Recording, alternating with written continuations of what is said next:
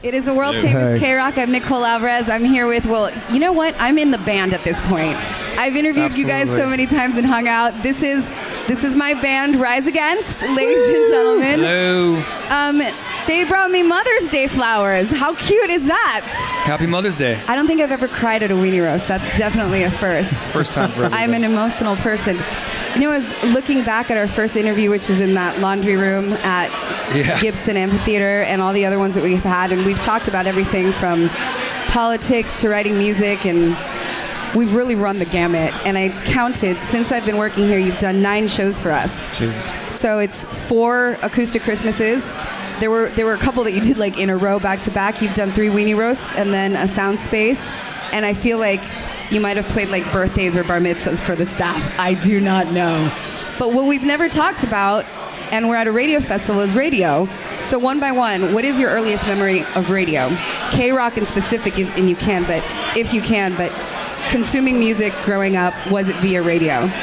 Yeah, I mean, some of my first memories were actually in Chicago. There was a station called VVX. Yeah. And they were the only station that would play punk rock and metal and stuff. And I remember recording it on a cassette because it was radio, it was live. And so I recorded on a cassette because I could listen to the songs back and figure out who the bands were.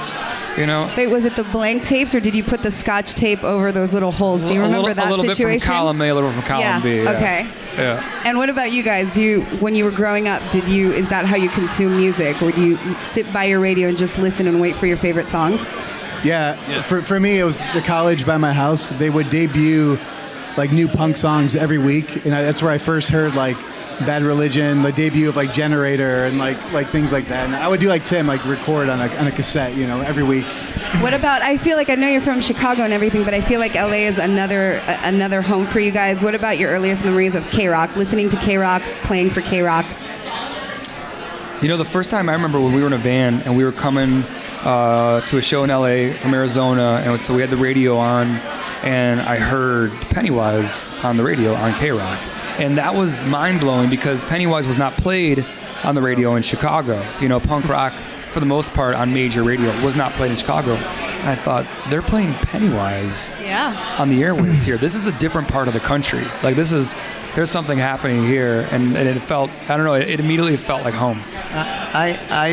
I was in a band that did Ricky Rackman's Love Line when it was on KROQ. Oh my God. That's like 95. Holy moly. And we did an interview with him that lasted like 2 hours, and it was bananas. What did you talk about? Do you remember? You name what we talked about. We talked about everything. And the craziest people called in.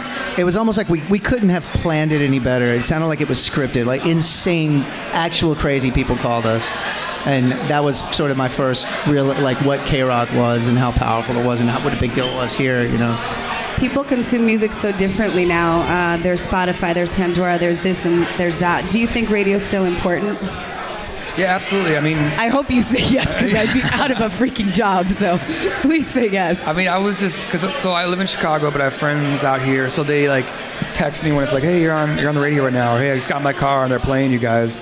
And I was just talking to a friend this week actually about how being on the airwaves at a station as influential as KROQ not only changed our lives in this area of the country, but because KROQ is such an influential station around the country and so many stations kind of follow your lead, it changed our lives all over the country. It was really cool. I know you well enough to know that you don't write songs to be played on the radio. So were you surprised at the success of Wolves, specifically Violence? Because, I mean, we play the hell out of it. Yeah. And we don't really get sick of it, neither do people. It's not one of the songs that people call in and say, please don't ever play that again. It still sounds fresh every day, and we've been playing it for, like, what, a long time now? I mean, every time that, we hear the reports about what radio's doing and everything, it's always like, wait, they're still playing this? Yeah. I mean, it's super exciting, but the first time we were played on the radio, my reaction was like, really? Like us? And that's how my reaction is like to this day, And it's amazing that we have so many songs on the radio, and you guys have introduced us to so many fans, which is also incredible. Okay, so I know you're from Chicago, and this makes me really happy, and I'm trying to figure out how to fly there to see you guys. I've been privileged enough to see a couple of shows at Wrigley Field, and the fact that you guys are playing Wrigley Field is freaking phenomenal. So A, tell me how that came about, and B, it's got to be on your bucket list. I mean, it wasn't even on a bucket list. It's Wrigley. Oh, because you didn't imagine that you could play yeah, there? it was like... Yeah, that wasn't achievable. Yeah, like, I mean, growing up in Chicago, nobody played Wrigley, first of all. Yeah. And when people started playing Wrigley, it was like Springsteen and AC/DC and Pearl Jam and that kind of thing. I saw both the Pearl Jam shows there. Oh, nice. I saw the Springsteen show and I saw the AC/DC show. There's something magical in those Ivies. Yeah, and it's a special place. And I'll tell you this as a White Sox fan. Okay. It is a special place.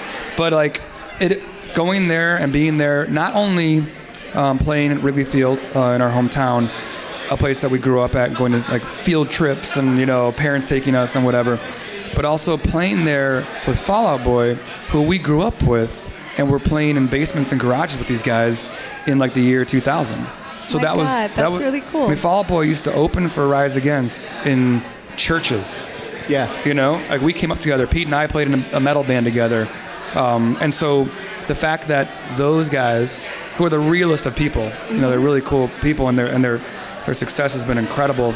The fact that they are headlining Wrigley, that they're bringing us along with it, and these two bands that were playing in front of 50 kids just 15 years ago maybe are actually going to be at Wrigley Field. That's a momentous occasion for us particularly. You went to Springsteen there, right? They turn all of Wrigleyville will say like Fall Out Boy and Rise Against, like that whole area is going to become just, it's full of your fans, and it's so historic. I'm just so stoked. I'm going to try and get there. Yeah. I'm very, very, very proud of you guys. I'm very proud that I've interviewed you 85,000 times. I'm very proud to be in this band.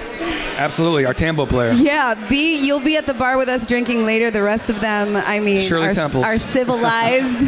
I just want to say thank you, Rise Against. You guys have been friends and family for a really long time, and you brought me flowers. Happy Mother's Day, Nicole. Thank you. Ladies and gentlemen, Rise Against.